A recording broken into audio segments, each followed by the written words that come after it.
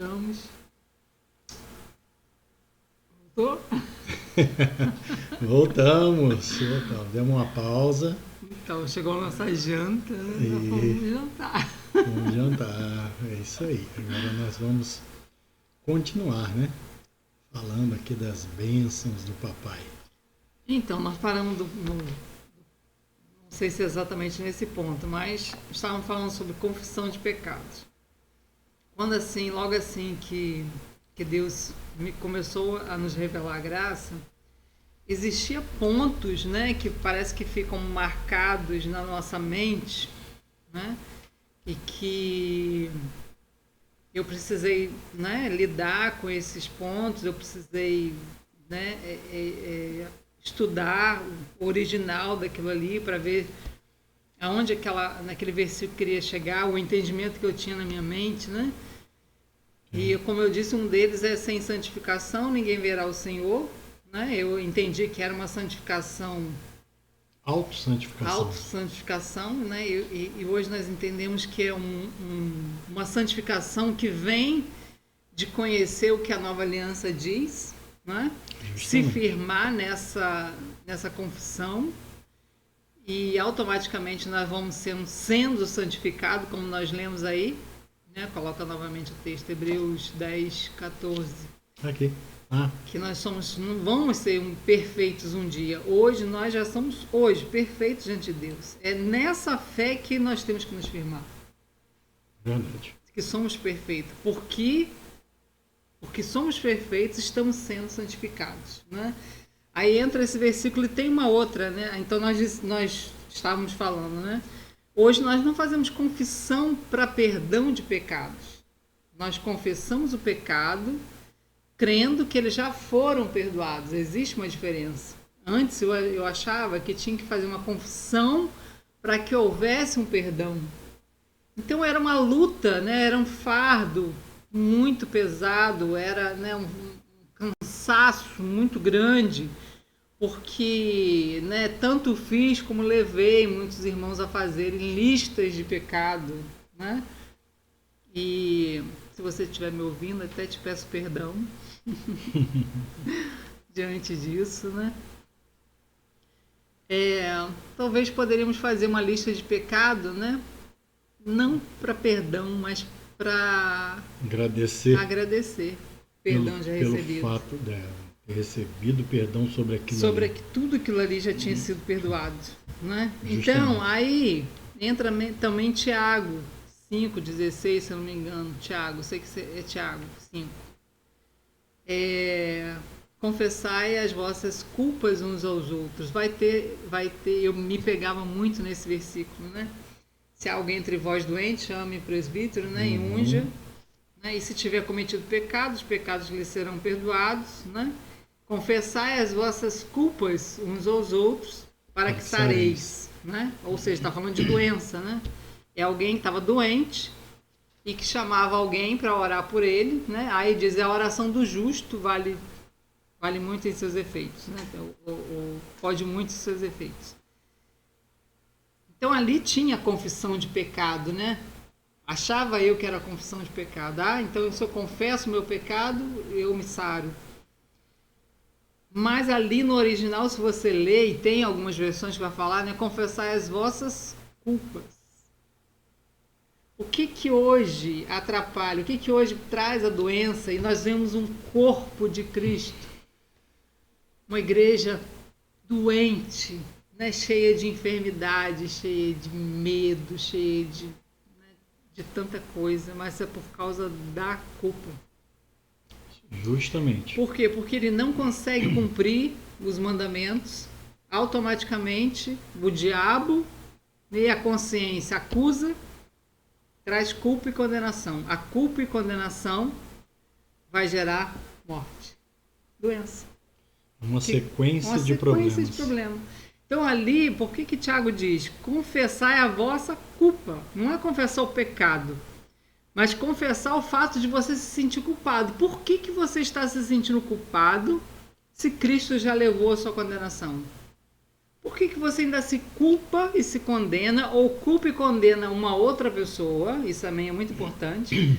Por isso que vós ameis uns aos outros, porque o mesmo perdão que você recebeu, mesmo perdão que eu recebi, meu esposo também recebeu. Mesma coisa. Mesma coisa. Então, né, vos ameis uns aos outros, ou seja, da mesma forma como eu fui perdoada, ele também foi. Então, ali a questão, né, da culpa é justamente isso, você confessar a culpa. Por que você está se sentindo culpado se Cristo já levou toda a sua condenação? Isso vai gerar doença e enfermidade, né? Então, tem muitas coisas na Bíblia que eu interpretei errado e, né, aprendi errado, na verdade, né?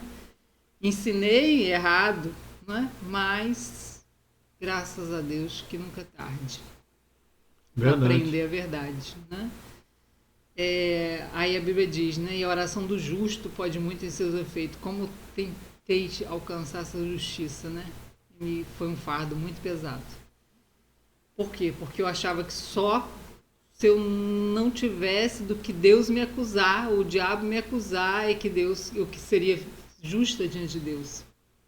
Mas hoje, como nós lemos lá em Hebreus, né, 10, 14,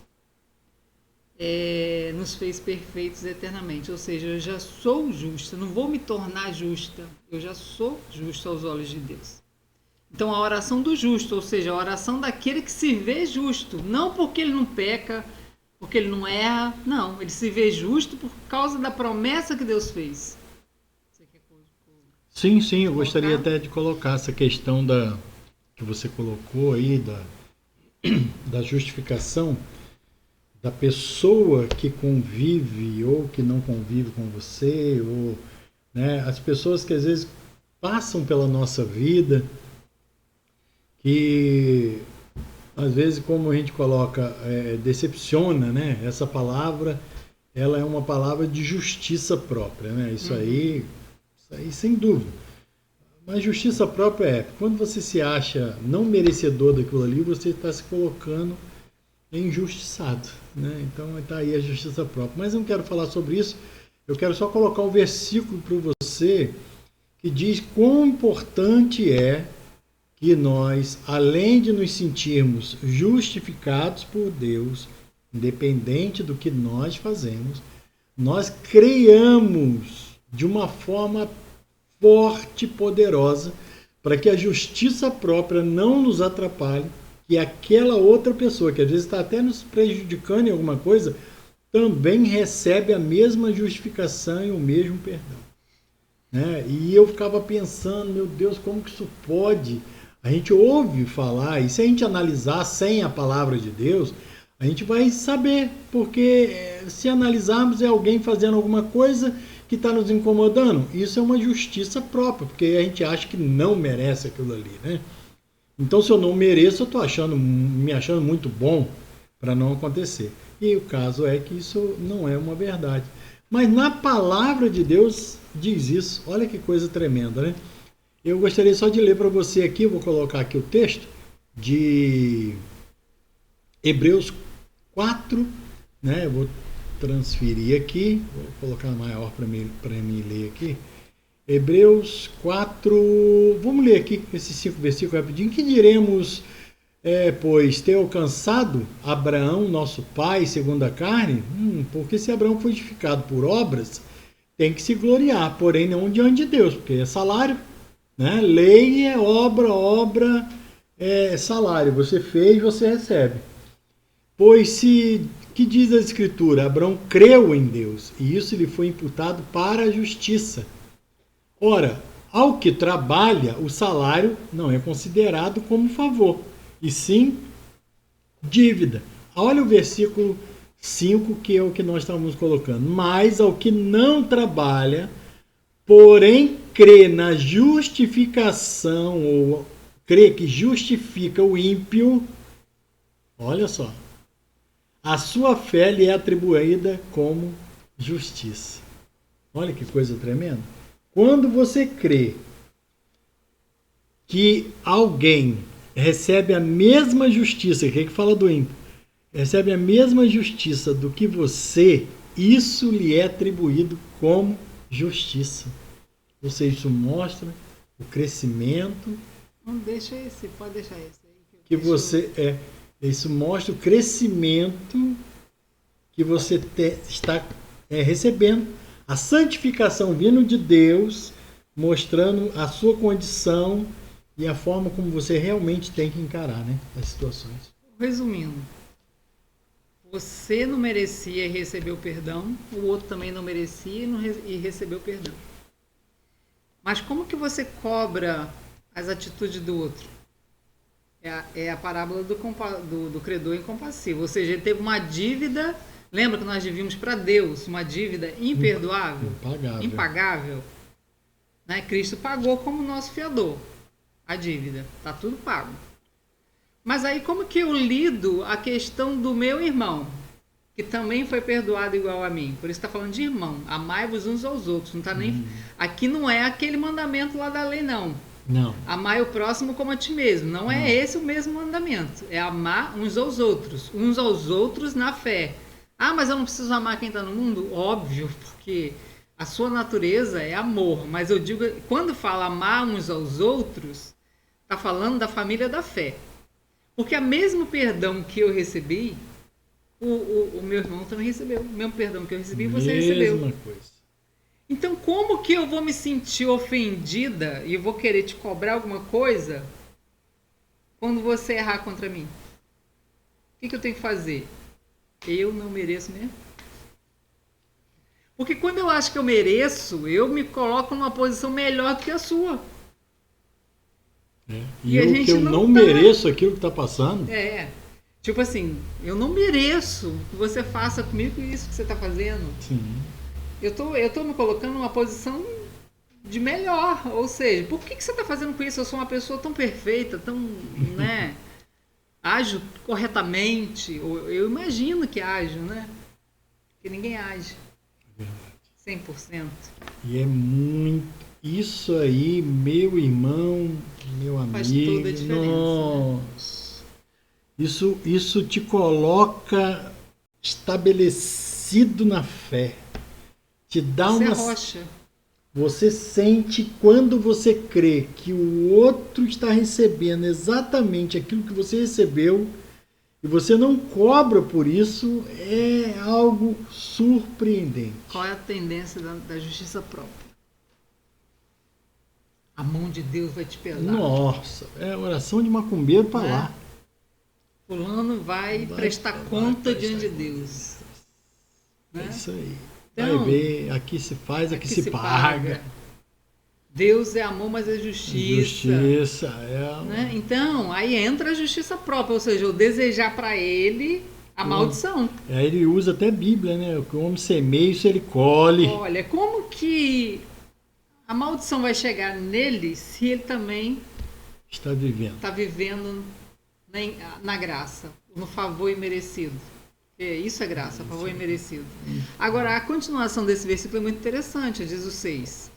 E assim também que Davi declara ser bem-aventurado, ou seja, feliz o homem a quem Deus atribui justiça, independentemente de obras. Aí você vai dizer, mas boas obras? Não, essas obras aqui são obras da lei. Independente se ele pecou ou deixou de pecar. O original da palavra obra aqui. Que atribui justiça independentemente se ele pecou ou deixou de pecar. Aí o 7 diz, bem-aventurado aqueles cujas iniquidades, tá falando de iniquidades, Iniquidade é o que nós herdamos de Adão. Isso aí. Não é? Transgressão é o que nós herdamos de Adão gerando na nossa alma, o desejo de pecar. E o pecado em si não é a obra da iniquidade, ou seja... Fruto dela. Não fruto, obra, né? Mas como se fosse, consequência né? dela, consequência né? Da iniquidade. Mas, ou seja, eu herdei a iniquidade na alma, no espírito, na essência de quem eu sou. Aquilo produz algo no meu pensamento, que é transgressões, né? E que gera o pecado. Gera o pecado. Não é? Então, tem uma coisa muito... O pecado é apenas o fruto da árvore, do conhecimento do bem e do mal. Porque a raiz dela mesmo é a justiça própria. que é a iniquidade. Não é? Aí ele diz, pois esta bem-aventurança exclui sobre os... Não, lá em cima, o 7. Bem-aventurado aqueles cujas iniquidades são perdoadas, cujos pecados são cobertos. A iniquidade, ou seja, né, foi perdoada em Cristo. Com isso apagou os pecados. Bem-aventurado o homem é quem... Opa, perdão. Bem-aventurado o homem é quem o Senhor jamais imputará pecado. Olha só, jamais. Nós vamos ler o texto que ele fala que jamais vai se lembrar dos nossos pecados. Aí ele diz o 9, vem pois aí esta bem-aventurança exclusivamente sobre os circuncisos ou também sobre os incircuncisos? Visto que dizemos, a fé foi imputada a Abraão para a justiça. Ou seja, o que nos justifica? A fé. Não é? Agora vamos ver a palavra para a nova aliança. Vamos lá. Vamos trazer aqui a palavra estudo e... É porque desceu. Isso. Então, Hebreus, os termos dessa nova aliança, nós vimos no 14 que o sangue de Jesus, né, nos aperfeiçoou para sempre. Não é uma perfeição que você vai alcançar, que você já alcançou. Você não vai ser justo um dia, você já é justo hoje. Sim. É assim que você tem que se ver, justo. Os que estão sendo santificados. Essa santificação que não é? Ela é gradual. Isso, isso aí é como a Bíblia fala, de fé em fé. De fé em fé. De glória em glória. Né, contemplando a Cristo, e tudo isso é o crescimento. Enquanto a gente estava jantando ali, a gente até conversou sobre isso. Hoje, a disciplina de Deus, como que Ele nos leva nessa santificação? Né? E você imagina uma pessoa, que a pessoa automaticamente, quando ela conhece a graça, né,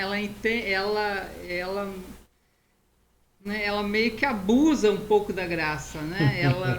Né? Então, o que o pai faz com esse que, né, abusa da graça? Né? Porque Paulo diz, não useis da graça, né, da liberdade, para dar ocasião à carne e tudo mais. Né? Mas isso te condena? Não. Mas aí o que o pai faz? Não é? Eu falei, é a mesma coisa de uma criança, porque uma criança que ela não precisa comer, vamos supor, ela tem um manjar para comer, mas ela come grilo, ela come vidro, né? A mesma coisa que ainda quem está engateando na graça, né, peca, né? Mas ela vai deixar de ser filho, vai deixar de ser um humano, vai virar porco porque come nada, não tem como. Às vezes passa bosta na cara? Não, jamais. Mas o que o pai vai fazer? O que o pai faz com uma criança que pega uma faca?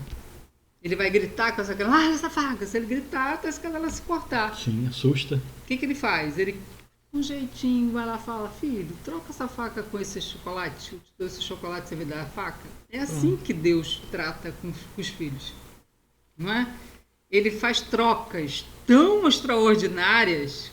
Para que você vai ficar aqui nesse pecado? Né? Se eu tenho abundância de vida para você, você não precisa disso. Então não é que você não pode. Olha a diferença da lei. Não é que eu vou te jogar no inferno se você cometer isso, mas você não precisa disso. Olha a diferença. É todo um carinho, né? O pai mostra de uma forma bem consciente que você é muito melhor do que aquilo ali. Hoje, quando a pessoa se depara com uma situação controvérsia, ela é afrontada, confrontada, e é aquele negócio, você tem que remoer aquele problema para ver aonde que você está errando, o que você tem que fazer. Né? Tudo isso não muda nada. Não, isso quando a gente não acha, né? Ai, Deus colocou um câncer para consertar. Deus permitiu. Com certeza, ele vai dar o filho dele e depois vai dar um câncer. Deus permitiu uma tragédia, um acidente, né, para ensinar alguma coisa. Agora eu te pergunto, o que um bebê recém-nascido de câncer aprendeu com aquele câncer? O que, né? Aí é Deus que colocou? Não, é para punir os pais. É para punir os pais? Pensa só, por que o mundo às vezes não quer Deus? Quem vai querer? Quem quer esse Deus? Não. Não existe um negócio desse, não, gente. Pelo amor de Deus. É muito difícil. Nós temos que ter muito cuidado. A religião tem apresentado um Deus tão malvado, né, tão carrasco. Às vezes a gente vê vários comentários, né? Uma tragédia, tá vendo? O povo tá pagando pelos seus pecados. Nossa, é verdade. Aí você olha, é porque no Brasil eu vi isso, né? Eu vi que fizeram uma cena de mau gosto, não vou dizer que é de bom gosto, fizeram uma cena de mau gosto envolvendo um personagem que se vestia de Cristo, né? E ali fizeram várias coisas, e aí não teve carnaval, teve a pandemia. E nós ouvimos de muitas pessoas, agora estão pagando. Pense bem, são mais de 560 mil pessoas que morreram no Brasil, só no Brasil. E aí Deus deixou o filho dele morrer naquela cruz para depois matar. Só no Brasil, quase 600 mil pessoas. É cômodo pro diabo botar a culpa em Deus. É lógico, né? É o que ele mais quer. E tem outra, em grande parte, os próprios cristãos ajudam o diabo nessa missão, terrível, né? De transferir a culpa para Deus, daquilo que ele faz, né? Porque ele se aproveita da culpa e condenação que as pessoas têm e implanta doenças, implanta, não é? Uma série de coisas. Quantas vezes as pessoas passam problemas dentro do lar e aí eles ficam procurando dentro da família, ou o pai ou a mãe, seja que for, fica procurando algo que a gente ouviu tantas e tantas vezes, a brecha. Meu Deus, onde está a brecha? Onde eu errei? Então ele olha e diz que o que está acontecendo com ele, a culpa vem dele. Não, vem de Deus. Não é. Por quê? Porque quando ele fala, né, aonde eu errei, significa que Deus está castigando ele. Está apontando para alguém. Né? Por que Deus está me castigando? E outra coisa, e tem uns que a gente diz, né, que tentam omitir essa acusação contra Deus, dizendo que o diabo está fazendo isso, mas no fundo é Deus permitindo. No íntimo dele, fala assim, o diabo está fazendo, mas é porque Deus está permitindo. E se Deus está permitindo, porque tem um problema que eu estou fazendo. Eu errei nisso, ou errei naquilo, ou aquilo outro. Então, ele não consegue confiar no amor. Ou seja, Deus hoje não permite as tragédias. Ele permitiu o livre-arbítrio. A gente tem que entender... Em função do livre-arbítrio. Isso aí. A gente tem que entender isso, gente. Deus deu para Adão o domínio da terra. Adão deu para o diabo. Então o que acontece é permissão de Deus, foi permissão de Deus lá no jardim. Deus deu para Adão. Adão, se tinha uma pessoa culpada nisso, que hoje não é o caso, era Adão, né? Que não é o diabo. Então o diabo está promovendo toda essa desgraça. O diabo que promove isso. Jesus disse lá no passado que teríamos guerra, rumores de guerra, tudo isso que está acontecendo, pandemia, mas ele não quis dizer que isso viria da parte de Deus. Ele trouxe profeticamente uma palavra dizendo o que estaria acontecendo no mundo. Né? Então a gente vê isso acontecer e vê o cuidado de Deus, ele está aí cuidando. Né? Tanto é que hoje, às vezes as pessoas falam assim, é muito mais fácil, na lógica, como ser humano, era para ser muito mais fácil ter fé do que fazer as coisas que são impossíveis de fazer. Mas o que a realidade não tem sido essa. As pessoas estão entrando num ciclo vicioso de fazer e fazer. Fazer para poder ser aceito, né? Como se não tivesse sido pelo sangue de Cristo. E isso é negar Cristo. Né? Crer de forma errada. Aí no 16 diz, esta é a aliança que farei com eles depois daqueles dias. Né? Aqui é Deus falando lá em Jeremias. Né? Aqui Paulo, o escritor, ele repetiu, né, a profecia que viria uma nova aliança. Né? No nosso caso hoje já veio, né, em Cristo Jesus, mas ele diz, esta aliança que farei com eles depois daqueles dias, diz o Senhor, ou seja, depois dos dias da primeira aliança, diz o Senhor. Imprimirei as minhas leis no coração deles. Então agora não é mais em pedras. É como eu disse, essa lei, ela já nasce impressa. Não é mais um eu tenho que fazer. Eu faço espontaneamente. Isso vai chegar a hora. Isso não é? É uma descoberta diária. Imprimirei as minhas leis no coração deles, as inscrevereis sobre a sua mente. E acrescenta, olha, a palavra de Deus para a nova aliança. Também dos seus pecados, das suas iniquidades, jamais me lembrarei. Como eu disse, iniquidades é a raiz, né? É o nosso ser, a nossa natureza caída. É o que herdamos de Adão, né? Quando a religião quer impor sobre as pessoas que a graça é simplesmente até o momento que você aceita a Cristo e depois isso você precisa cuidar, precisa se livrar, você precisa fazer, vai totalmente de encontro a esta palavra. E é um confronto. Se Deus diz que jamais se lembrará do pecado, você não pode pensar que isso aí era uma coisa que aconteceu. Ali ele não está dizendo do pecado até, ele está dizendo dos seus pecados. Iniquidade é natureza caída. Natureza adâmica, natureza caída. Então eu não me lembro mais. Então se Deus não se lembra mais, por que a religião faz tanta força em fazer com que os homens se lembrem dela? As pessoas se lembrem, se martirizem por cada uma delas. Outro ponto que me travava em me entregar à fé era a questão da ceia, né? Que o que a ceia orienta? Né? Examine-se, pois, o homem a si mesmo, assim como desse pão, beba desse cálice. Aí, se você pega esse versículo e não lê o contexto dele, dá a impressão de que você tem o quê? Que fazer uma autoanálise se você tem pecado ou não. Né? E assim você come ou deixa de comer. Era a maior hipocrisia, porque não poderia comer nunca, porque sempre vai ter pecado. Sempre vai diante ter. da lei, essa é a visão. Sim.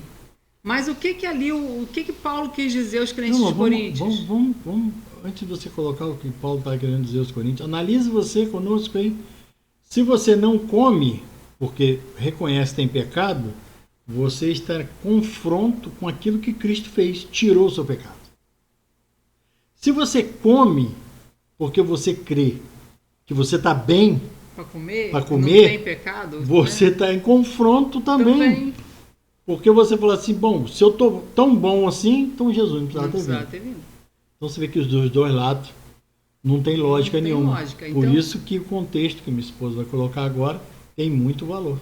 Pode falar, amor. Que o sentido da ceia é o quê? É comer e beber do sangue em memória de Cristo. Não é em memória de si.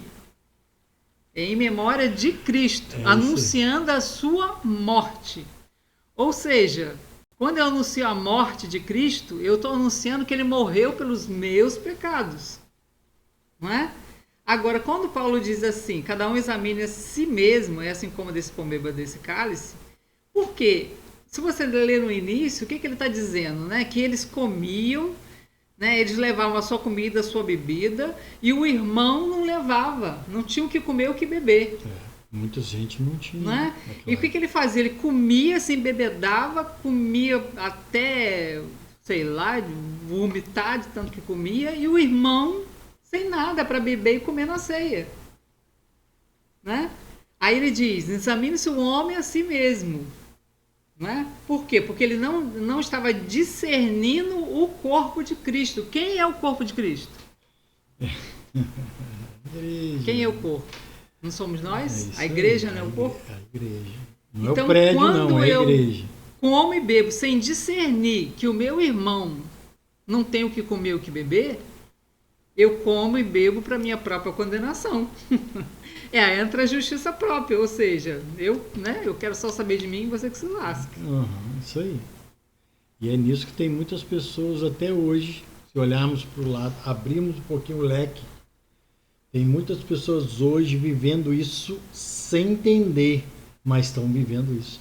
Estão vendo pessoas passando necessidade e o que estão fazendo? Bom, que Deus abençoe. Não, ainda pior. né, é pior. Você está passando por isso porque alguma coisa fez. Está igual os discípulos perguntaram para Jesus, né? Sim. Por quem pecou para ele nascer cego? Ou seja, no fundo, ele é o que ele condena aquele irmão. Ou seja, se ele está passando por isso, alguma coisa ele fez. Ele está pagando por alguma coisa que ele fez. Eu desmereço o sangue de Cristo também. Essa situação ela é muito perigosa, porque se tem duas coisas importantes no Evangelho, nessa nova aliança, que é de suma importância, são dois fatores: crer e amar. Porque Cristo deixou os dois mandamentos: crer na justiça que ele veio e trouxe por nós, né? Trouxe até nós, tomou nossos pecados e entregou a sua justiça, e amar. Quem não consegue viver uma dessas situações vive numa corda bamba, né? Vive uma situação difícil, porque ele mesmo está se colocando numa condição ruim, né? Não estou aqui, não é uma palavra de condenação, é esclarecimento. Porque o adversário, quando quer te afastar de alguém que está necessitando, né? Se você sente que aquela pessoa, né, como minha esposa colocou aqui, porque está vivendo, porque fez isso, porque fez aquilo, não deixe isso descer ao teu coração, não, porque é isso que o adversário quer, que as pessoas se afastem do necessitado, né? Ali o último versículo diz: onde há remissão de pecado, não existe mais necessidade de sacrifício pelo pecado. O que é remissão? Remir é perdão de pecado, permitindo que sejam apagados da memória como se nunca tivesse acontecido. Agora pensa, velho. Então é assim que Deus olha quem crê, não é? E vê, como se ele nunca tivesse cometido pecado, nem nunca fosse cometer. Nossa. Pensa só, se não são superiores promessas. Porque aqui está a promessa de Deus. A gente pode dividir, né? Também. Né? Tá, ótimo. Aqui está a promessa de Deus. A promessa de que ele não se lembraria. Então, qual é a fé que eu tenho que hoje? Deus não se lembra do meu pecado. Não se lembra para punir, né? Deus desconhece seu pecado. Deus não se lembra para condenar, porque ele já condenou em Cristo. Hoje ele se lembra do seu pecado no efeito de te santificar, de te levar, não é? Toda a ira de Deus estava ali na cruz. Já foi sobre Cristo. Toda a justiça de Deus já foi aplacada. Tudo. A dívida foi paga, toda a dívida. Não tem nada a ver com o diabo aquilo ali. Nada a ver com o diabo. Aquilo ali só tem a ver com a justiça de Deus. Ou seja, né, dizer que o pecado ainda pode nos fazer perder a salvação é o mesmo que negar Cristo, né? O que é negar? É recusar algo oferecido. Isso. Né? Existe um versículo, eu lembrei que agora, né, ontem aconteceu algo, né, no Face.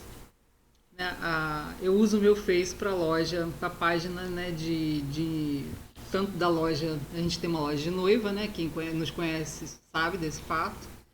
Eu uso o meu Face particular, né, eu tenho as páginas dentro do meu Face, né.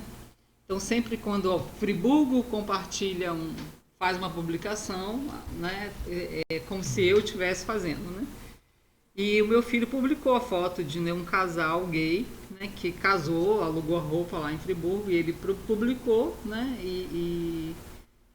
dizendo a respeito da felicidade do casal, felicidades ao casal, e nosso pai, o povo caíram de pau em cima de mim, né, porque ele estava no meu, né. Não que eu não faria, não é nada disso, mas no caso não foi eu que fiz, né. Mas, né, teve um comentário, uns perguntaram quem é Adão, quem é Eva, né? Coisas ignorantes, né? Desnecessário. Completamente. Né? Ou seja, aí eu parei e falei assim, meu Deus, dizer para um gay que se ele não parar de ser gay, ele vai pro inferno, e foi um dos comentários que fizeram, né? e né, nos acusaram de querer ganhar dinheiro, né, porque nós estávamos fazendo apologia, né, ao erro e aquilo tudo mais. Se nós não sabíamos que quem cometia tais coisas ia para o inferno, né, aí eu respondi, né, aquele comentário. Eu falei com ele, vem cá. Mas você não leu lá em Romanos, né, a questão dos homossexuais, não herdarão o reino de Deus, aquela coisa toda.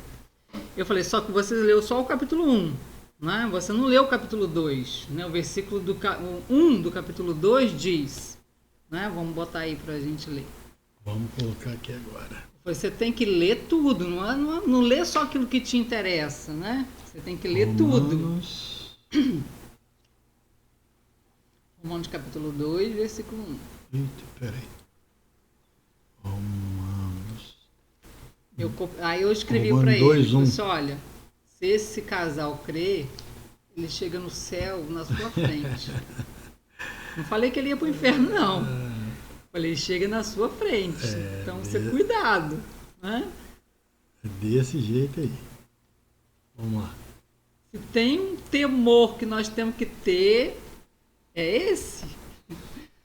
É o julgamento. Olha só, 2:1. Portanto, és indesculpável, ó homem, quando julgas quem quer que sejas.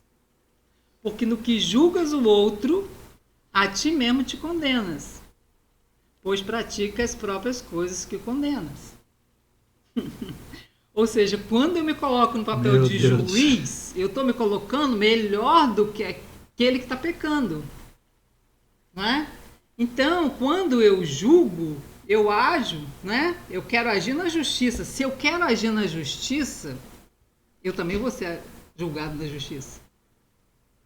Não, então, naquilo aí é assustador. Que eu julgo, eu me condeno a mim mesmo. Aí eu falei com ele, você tem noção do que é julgar? Como você julga, você vai receber a sentença como se você tivesse praticado o homossexualismo. Você está achando que é pecado? Mas não é que eu estou falando que não seja, mas quando você julga que aquela pessoa vai para o inferno por causa do pecado dela, você está se condenando como se fosse um... Você tem certeza que você quer se colocar nesse lugar de juiz? Tem certeza que você quer se colocar nesse lugar? Porque aí o 2 diz, né? Bem sabemos que o juízo de Deus é segundo a verdade contra os que praticam tais coisas. Olha aí o 3. Que tais coisas são esses? Julgamento. Tu, homem, que condenas os que praticam tais coisas, faz as mesmas, pensas que te livrarás do juízo de Deus? Só papai para estender a mão e tirar a pessoa de uma situação dessa. Oro a Deus para que as pessoas não tenham um coração de juiz. Olha o 4. Ou despreza, né, a riqueza da sua bondade, tolerância, longanimidade, ignorando que a bondade de Deus é que te conduz ao arrependimento. Essa palavra bondade aqui, né, em Romanos, é Hesed, né, no original. No caso, o original aí é grego, mas no original hebraico, que é o grego, né, que foi tirado do grego, é Hesed, que significa ambas graça. Ou seja, riqueza da sua graça, ignorando que a graça de Deus é que te conduz ao arrependimento. Então, não somos nós que conduzimos ninguém a mudar de mente, porque arrependimento nada mais é do que metanoia, é mudança de mente. Não é voltar e se arrepender e se lamuriar, não, filho, é mudança de mente. O único que pode promover isso no ser humano é Cristo, que já fez pelo ser humano isso. E a primeira mudança de mente que nós temos que ter é de que o nosso pecado já foi condenado em Cristo. A primeira mudança, o primeiro arrependimento que tem que acontecer é esse. A primeira mudança é essa aí. O próprio Cristo disse, entre as conversas que teve com os fariseus e discípulos, ele disse o quê? Eu não vim para condenar o mundo. Poxa, se o próprio Cristo disse isso, então a gente precisa entender que esse não é o nosso papel. Coloca aí agora Romanos 3, 20. Romanos, aqui 3, 20. 19, 20 aí. Visto que ninguém será justificado, ou seja, declarado justo diante de Deus, ou diante dele, por obras da lei, olha, por obedecer os mandamentos. Em razão de que pela lei vem o pleno conhecimento do pecado. Lembra da árvore do conhecimento do bem e do mal? Mas agora, o 21, sem lei se manifestou a justiça de Deus, testemunhado pelas leis e pelos profetas. Justiça de Deus mediante a fé em Jesus Cristo. Para todos e sobre todos que creem, porque não há distinção.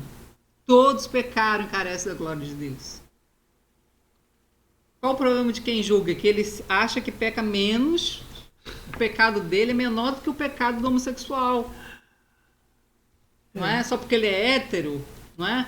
Só que aí Jesus entra lá no Sermão da Montanha, que Jesus diz aquele que a lei fala para não adulterar, mas aquele que imaginou, ele já olhou para uma mulher com a intenção impura, ele já adulterou. Ele está enrolado. Não é? Então pensa só o juízo de Deus a que nível chega. Então se quiser ser julgado pela lei, está condenado, não tem escape. Olha o que diz o versículo 10 de Tiago 2. Pois qualquer é quem? Qualquer um, qualquer pessoa, independente de qualquer situação, qualquer que guarda toda a lei, olha, já é um negócio praticamente impossível. Mas aí o que diz a Bíblia? Qualquer que guarda toda a lei, mas tropeça em um ponto, se torna culpado de quê? Todos. Não, porque a Bíblia ela é toda muito clara, né? A cegueira, a lei, né? Traz um véu.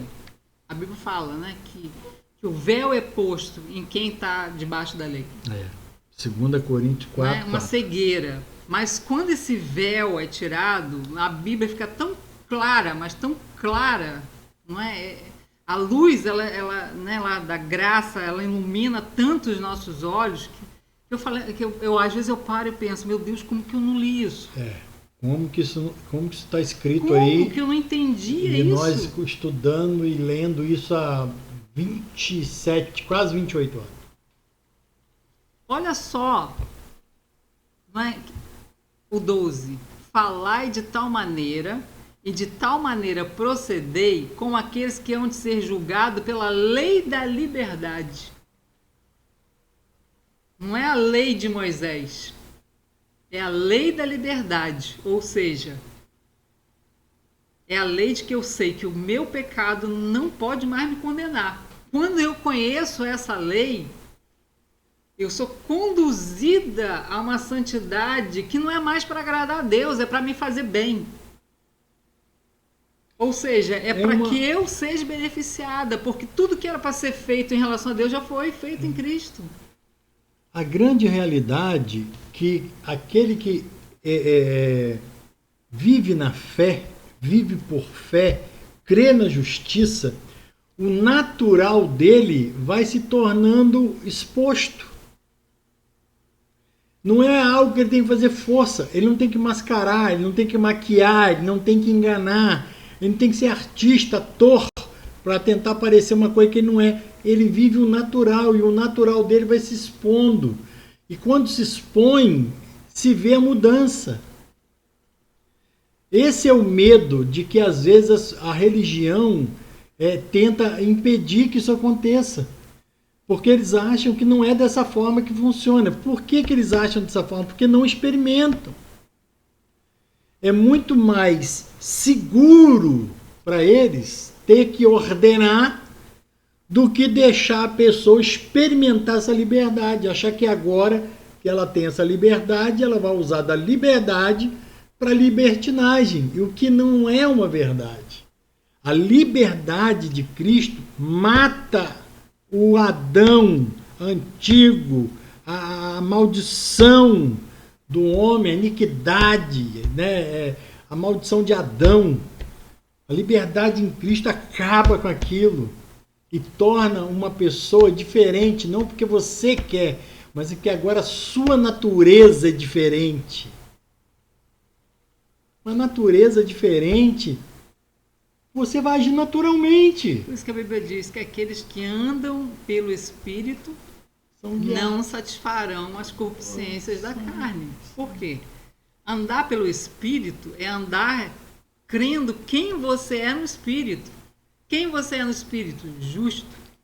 João diz, nascido de Deus não peca. Filho, aquele que é nascido de Deus não peca. Aí você fala assim, essa parte da Bíblia ninguém cumpriu ainda.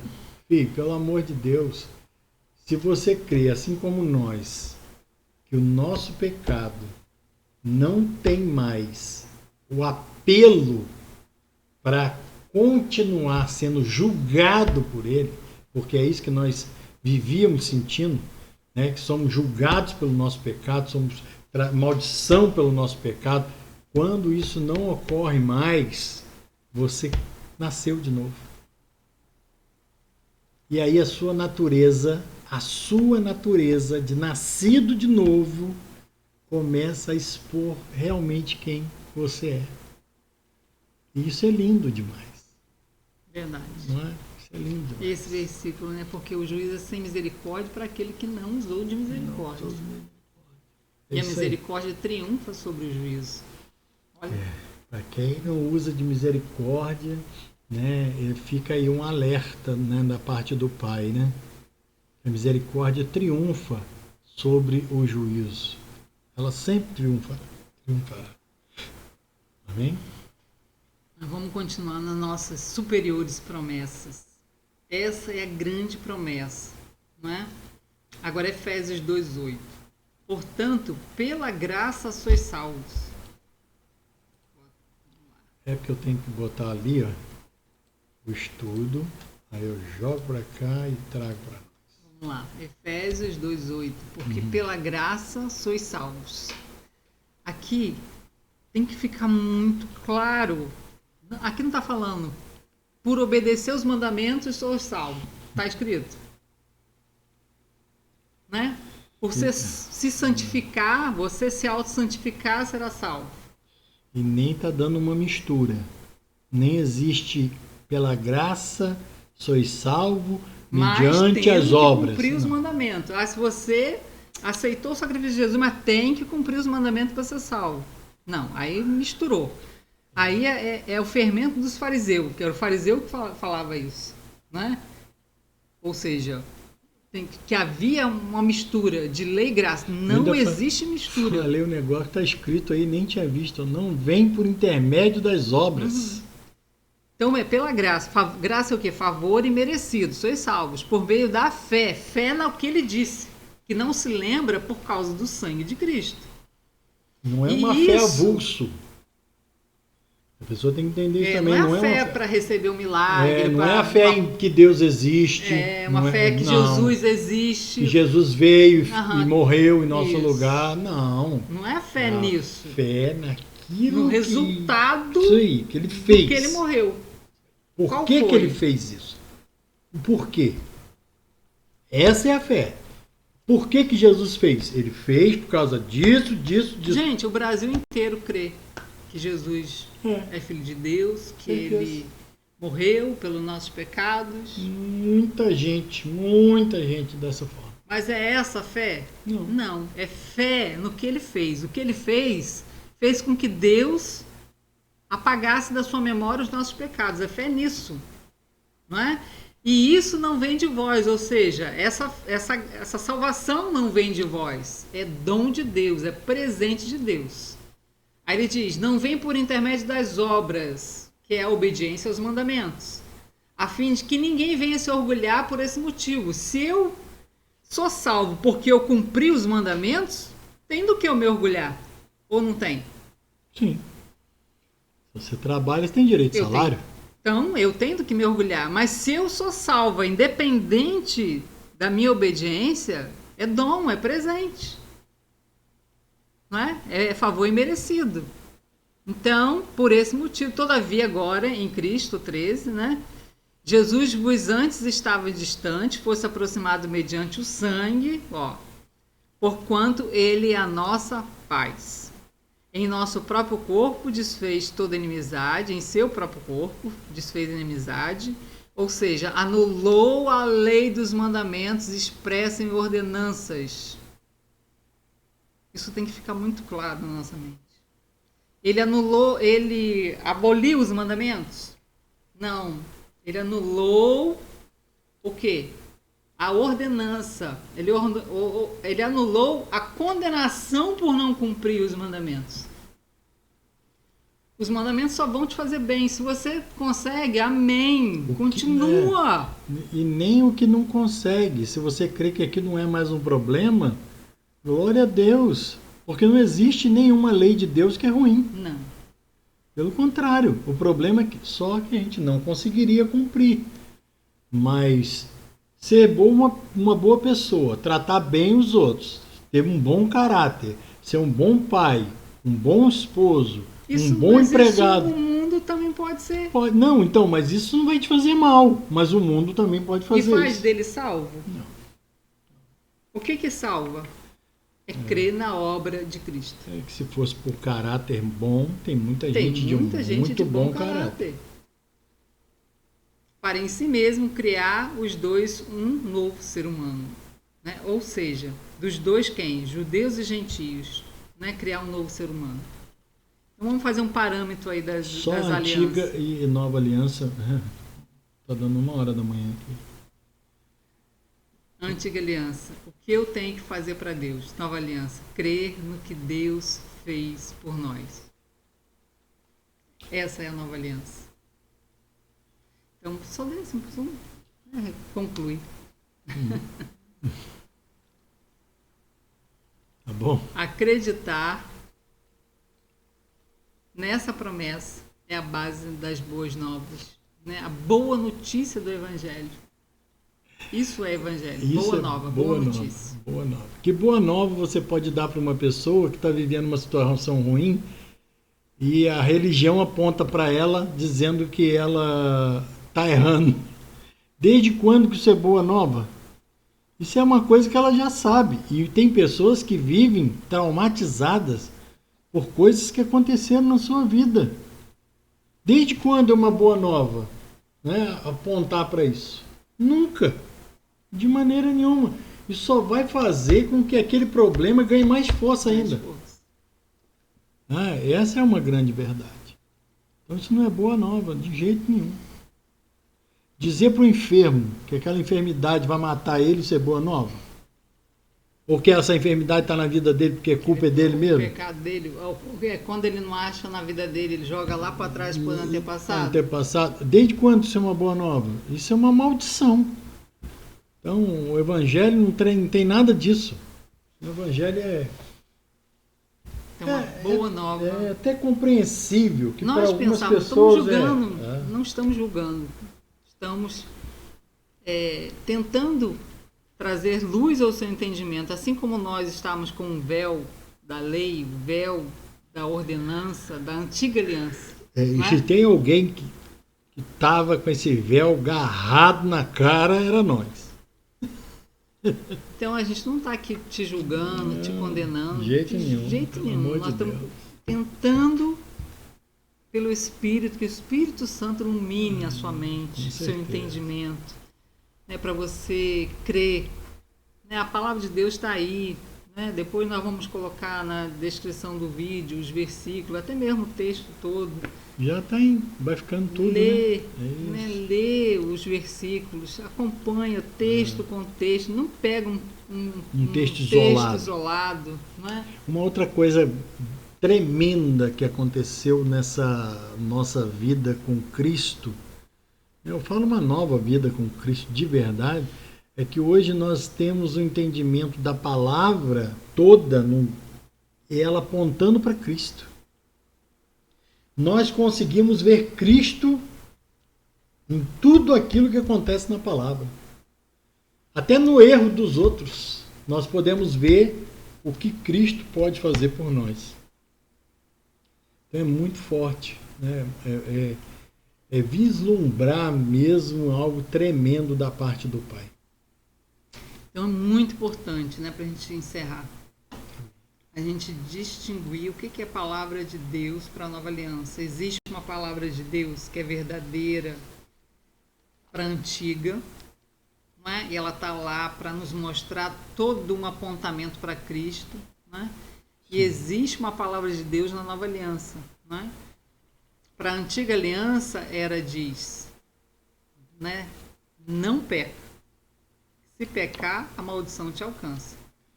Na nova aliança existe uma palavra de Deus, o seguinte: se você crê no sangue, né, a remissão dos pecados, o que o sangue de Jesus fez, se você crê que ele apagou, que ele faz com que eu te olhe, né, de forma perfeita, justa, irrepreensível, não porque você não peca, mas é porque você creu. E porque você creu, o pecado perde força. Porque o pecado, de certa forma, ainda te prejudica. Ele pode não te condenar. Vamos supor agora, né? Mesmo um cristão que creu. Ele não te condena, né? Mas ele ainda te prejudica na carne.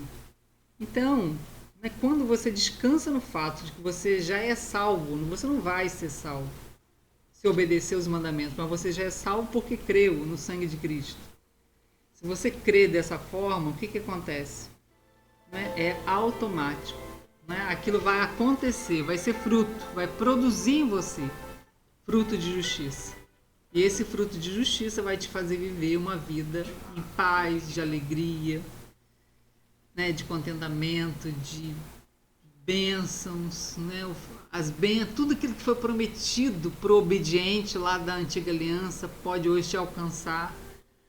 Porque quem é o obediente? Porque o que acontece com a nova... Isso aí é assunto para outro debate. O que acontece quando você crê?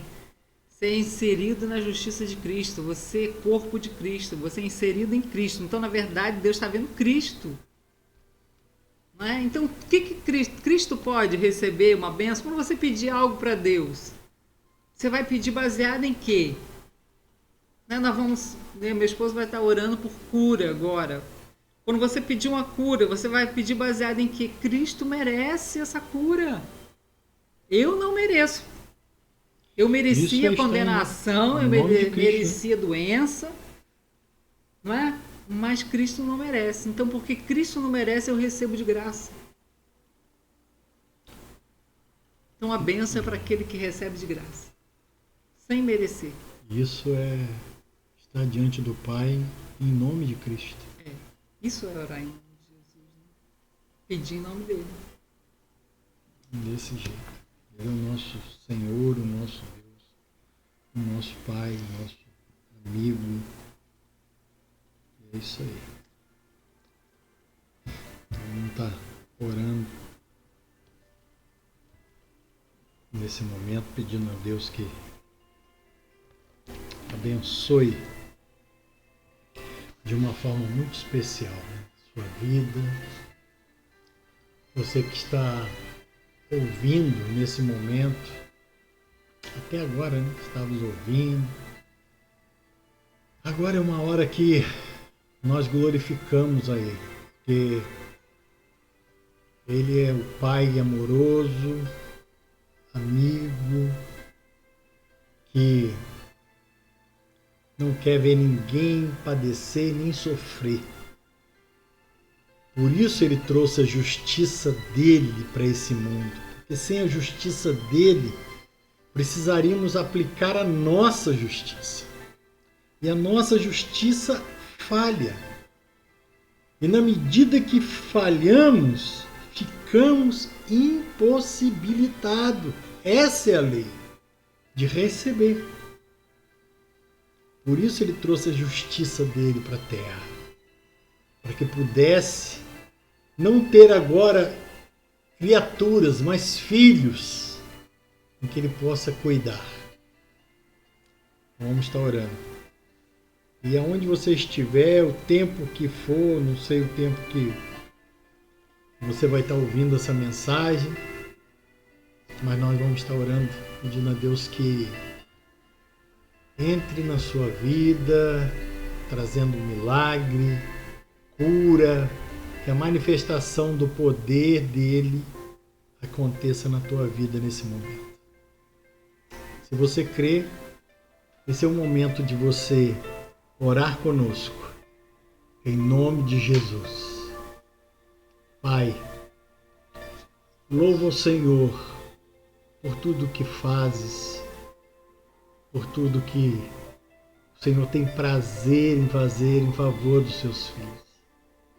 Pai, eu tenho certeza, muitas coisas maravilhosas estão nos aguardando, mas quantos e quantos que nesse momento estão padecendo, sofrendo, Pai. Estamos diante de Ti, não por mérito, mas pelo Teu Filho, porque cremos. Cremos, Senhor, que a Tua palavra, ela é vida para aquele que a ouve e aquele que recebe. Por isso, em nome dele, estamos agora, Senhor, glorificando a Ti. Obrigado por esse momento maravilhoso da Tua palavra. Mas muito obrigado, Senhor. Muito obrigado mesmo. Louvamos ao Senhor. Pedimos a Ti, Senhor, que aquele que está nos ouvindo possa ser tocado pela luz da Tua palavra. Abra, Senhor, o entendimento. Dá luz a ele, Senhor, para que ele possa mergulhar no Teu amor, descansar em Teus braços e sentir que a vida realmente está chegando ao seu coração. Por isso, meu amigo, eu oro com você agora. Você quer receber essa verdade no teu coração? Ore comigo. Repita comigo: Pai, em nome de Jesus, eu não Te conheço o suficiente para ter todo entendimento, mas eu Te agradeço, porque o pouco que eu sei que o Senhor morreu em meu lugar. Pai, em nome de Jesus, eu creio que os meus pecados nesse momento são apagados completamente, do passado, de hoje, do amanhã, não importa. Eu creio que agora em Ti os meus pecados são apagados. Em nome de Jesus, que ao chamar da Tua igreja para morar contigo, eu esteja contigo, Senhor, para glorificar o Teu nome. Muito obrigado, porque agora eu declaro a Ti, Tu és o meu Senhor e meu Salvador. Você que orou desse jeito, meu querido, em nome de Jesus, que o Espírito de Deus brote no teu coração, diante dos teus olhos, multiplicando a tua vida, a tua casa de bênçãos, em nome de Jesus. Pai, oro a Ti, Senhor. Oro, Senhor, porque vejo, Senhor, meu Deus, diante dos meus olhos, uma pessoa com muita angústia no coração. Muita angústia. O espírito do inferno, do suicídio, tem atacado essa pessoa por vários dias. Mas eu oro por ela agora nesse momento. Não sei se ela terá, Senhor, meu Deus, ó Pai, a oportunidade de ver esse vídeo. Mas eu sei que esta oração, em concordância, eu, minha esposa, aqui estamos. Eu creio que o Senhor está falando com essa pessoa nesse momento. Pai, em nome de Jesus, toda essa angústia, toda a angústia do coração dessa senhora agora está sendo arrancada. Eu glorifico a Ti, Jesus. Muito obrigado, Jesus. Muito obrigado. Muito obrigado, Senhor. Coloca as Tuas mãos. Ó Senhor, Senhor, para a glória do Teu nome. Senhor, essa pessoa, Senhor, meu Deus, ó Pai, que está tendo um problema, Senhor, nas articulações do seu braço esquerdo. Senhor, eu vejo, Senhor, o braço dessa pessoa sendo como se atrofiado, Senhor. Pai, em nome de Jesus agora, eu ordeno agora esses nervos, eu ordeno agora, Senhor, a essa doença autoimune, em nome de Jesus, que seja agora restabelecida a saúde desta vida agora, em nome de Jesus. Muito obrigado, Jesus, por mais esse milagre. Oro, Senhor, oro, meu Pai, que o Teu nome seja glorificado. Oro, Pai, que do alto da cabeça, planta dos pés agora, Senhor. Toda enfermidade, Senhor, no estômago, enfermidade, Senhor, no pâncreas, no fígado, enfermidade, Senhor, meu Deus, ó Pai, na vesícula, Pai, em nome de Jesus. Pai, cuida, Senhor. Ó, em nome de Jesus, eu ordeno toda enfermidade agora. Ó Deus, nos rins, no intestino, Senhor, eu oro por toda essa região, Senhor. Ó Deus, em nome de Jesus. Em nome de Jesus. Esta pessoa, Senhor, meu Deus, ó Pai, que agora, Senhor, se sente ameaçada, Senhor, por uma doença terrível. Senhor, ó Pai, eu oro agora, Pai, em nome de Jesus.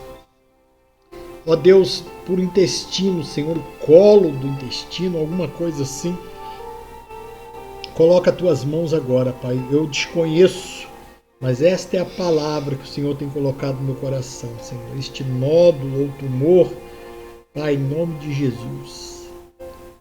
Em nome de Jesus, Senhor. Que essa pessoa receba agora a cura. Receba a cura agora, em nome de Jesus.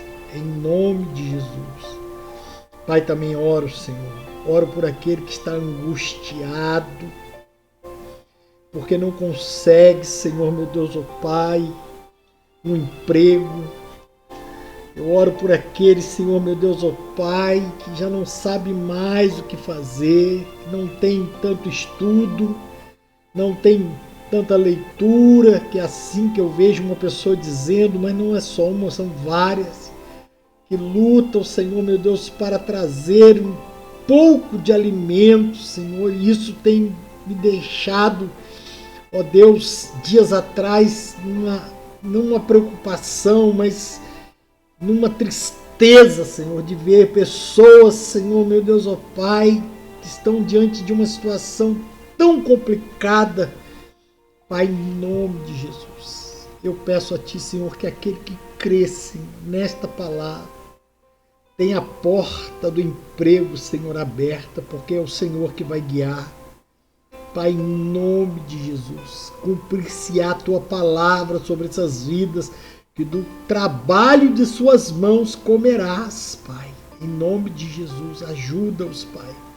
Porque é assim, Senhor, que, ó Deus, ó Pai, as pessoas têm lutado, mesmo diante de tanta lei, de tanta situação difícil, mas Tu és Pai de amor.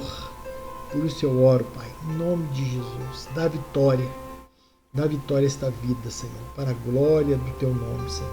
Eu oro por aquele que está enfermo, oro por aquele, Senhor, meu Deus, ó Pai, que está sentindo, Senhor, ó Deus, um problema no seu joelho, Senhor.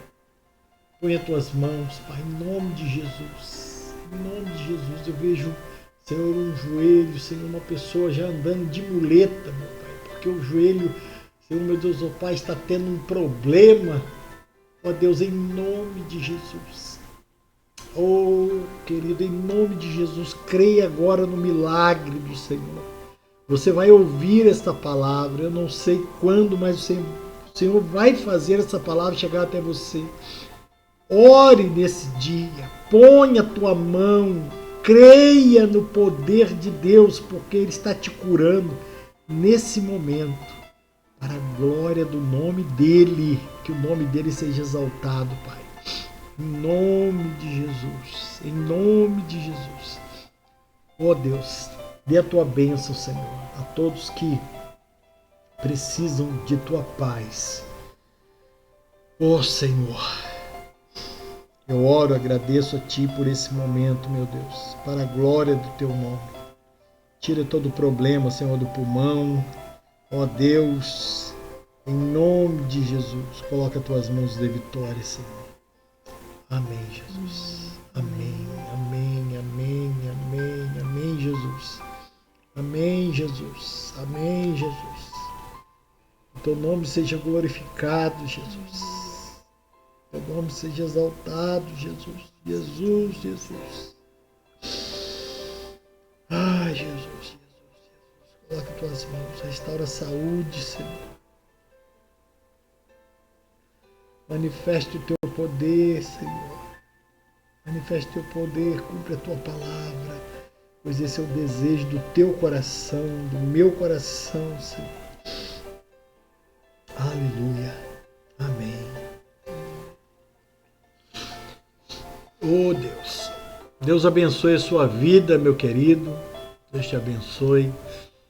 Eu creio no poder do Evangelho, o poder da palavra. Paulo diz que para muitas pessoas pode ser loucura. Pode parecer loucura, mas para nós que cremos é poder de Deus. Poder para a salvação, poder para milagres, eu creio. Se você crê, pode ter certeza que isso irá acontecer na tua vida. Um grande milagre está batendo na porta. Amém? Deus te abençoe. Beijo no coração. Fica na paz, né? A paz do nosso Senhor Jesus Cristo seja sobre sua vida, sua família, Amém. sua casa, Amém. né? Você que abriu as portas da sua casa de certa forma, né? De Amém. forma simbólica, para que essa mensagem entrasse na sua casa. Amém. Jesus deu uma ordem para os discípulos, né? Ide por todo mundo, pregai o Evangelho, a boa notícia. Amém. Todo aquele que crê, né, será salvo. Então seja salvo hoje tua casa, porque essa é a promessa. Porque a tua fé não salva só você, ela vai abrir uma porta para que toda a sua família seja salva. Amém. Em nome de Jesus. Deus te abençoe.